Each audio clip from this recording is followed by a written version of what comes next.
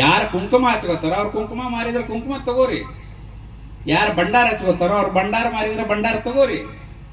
ಭಂಡಾರ ಹಚ್ಕೋಲಾರ ಅವ್ರ ಹತ್ರ ಭಂಡಾರ ತಗೊಂಡ್ರೆ ದೇವ್ರ ಹೆಂಗ್ ಕ್ಷಮ ಮಾಡ್ತಾನೆ ನಿಮ್ಮನ್ನ? ಯಾರು ಕಾಯಿ ಹೊಡಿತಾರೋ ದೇವರಿಗೆ ಅವ್ರ ಹತ್ರ ಕಾಯಿ ತಗೋರಿ. ಯಾರು ಹೂವಿನ ಹಾರ ತಂದು ದೇವ್ರಿಗೆ ಹಾಕ್ತಾರೋ ಅವ್ರ ಹತ್ರ ಹೂ ತಗೋರಿ. ಶ್ರದ್ಧೆನೇ ಇಲ್ಲಾರ್ದವ್ರ ಹತ್ರ ಏನ್ ತಗೊಂಡ್ರೆ ಏನೈತಿ? ಅದ್ರ ಮೇಲೆ ಶ್ರದ್ಧೆ ಐತಾ? ದೇವ್ರ ಮ್ಯಾಗ ಶ್ರದ್ಧೆ ಐತಾ? ಹೂವಿನ ಮ್ಯಾಗ ಶ್ರದ್ಧೆ ಐತಾ? ಇಲ್ಲ.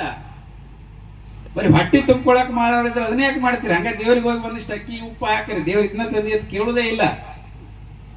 ದೇಶದೊಳಗೆ 9 ಲಕ್ಷ ಮಂದಿರಗಳದಾವ. ಅದ್ರ ಪೈಕಿ 4 ಲಕ್ಷ ಮಂದಿರಗಳು ಸರ್ಕಾರಿ ಅಧೀನದೊಳಗದಾವ. 4 ಲಕ್ಷ ಮಂದಿರದ ಆದಾಯ 1 ಲಕ್ಷ ಕೋಟಿ ಬರ್ತದೆ. ಆ 1 ಲಕ್ಷ ಕೋಟಿ 4 ಲಕ್ಷ ಮಸೀದಿಗೆ ಡಿವೈಡ್ ಮಾಡ್ತಾರೆ. ಅಜಾನ್ ಕೊಡೋಂಗ್ ಪಗಾರ, ಮಸೀದಿ ಸುಣ್ಣ, ಮಸೀದಿ ಕರೆಂಟ್ ಬಿಲ್ ಕೊಡ್ತಾರೆ. ಚರ್ಚಿಗೆ ಪಾದ್ರಿಗೆ ರೊಕ್ಕ ಪಗಾರ ಕೊಡ್ತಾರೆ. ಚರ್ಚಿಗೆ ಸುಣ್ಣ ಬಣ್ಣ ಕರೆಂಟ್ ಕೊಡ್ತಾರೆ. ಅದ್ರ ರೊಕ್ಕ ಎಲ್ಲ ಹಿಂದೂ ದೇವಸ್ಥಾನದವ್ರು. ಯಾವ ಸರ್ಕಾರಿ ಅಧೀನದೊಳಗೆ ದೇವಸ್ಥಾನ ಅದಾವ ಆ ಹುಂಡಿ ಒಳಗೆ ರೊಕ್ಕ ಹಾಕೋ ಅವಶ್ಯಕತೆ ಇಲ್ಲ. ನಾವು ಹಾಲಿಗೆ ಹಾಲು ಯಾರ್ದಂಗ. ಇದ್ರ ಬಗ್ಗೆ ಸಮಾಜಕ್ಕೆ ಅರಿವು ಮೂಡ್ಬೇಕಲ್ಲ. ಇದ್ರ ಬಗ್ಗೆ ಸಮಾಜ ಯೋಚನೆ ಮಾಡ್ಬೇಕು.